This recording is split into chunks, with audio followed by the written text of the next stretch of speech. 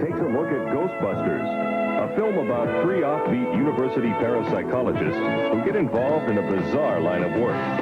Today in part one of a special two-part presentation, Brian Linehan travels to New York City and talks to the stars of Ghostbusters: Bill Murray, Dan Aykroyd, Sigourney Weaver, Harold Ramis, Rick Moranis, and producer-director Ivan Reitman. City Lights of the Movies will return with Dan Aykroyd and a scene from Ghostbusters right after this.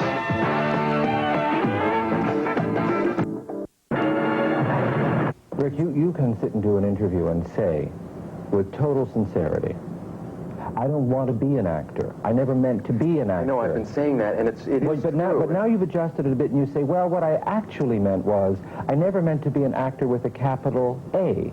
It's just that people that I respect offer me these jobs, and I think, well, Ivan Reitman, Walter Hill again, I really want to work with these people.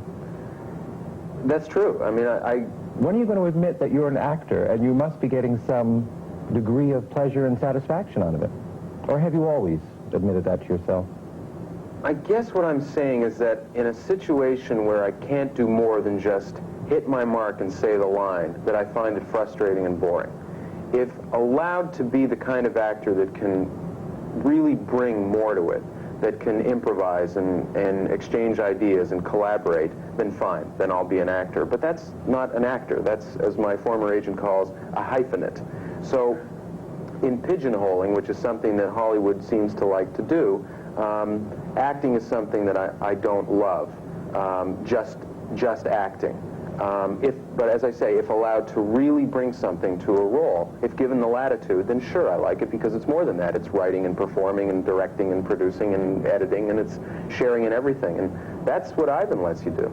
He allows you that latitude. When you give us Louis, the timid but madly in love accountant in Ghostbusters, whose fantasy is Sigourney Weaver, or the character... Not unlike myself at all. I think that there are millions with you on that.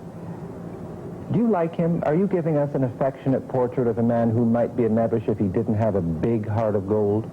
He's a nice guy. Louis has no malice at all. He's a sweet guy. I mean, it's unfortunate that he admits to someone at the party the reason that he's giving the party for clients instead of friends, but it's with good intentions, and it's unfortunate that what happens to him does. But he really is kind and nice and loves Sigourney Weaver as I do.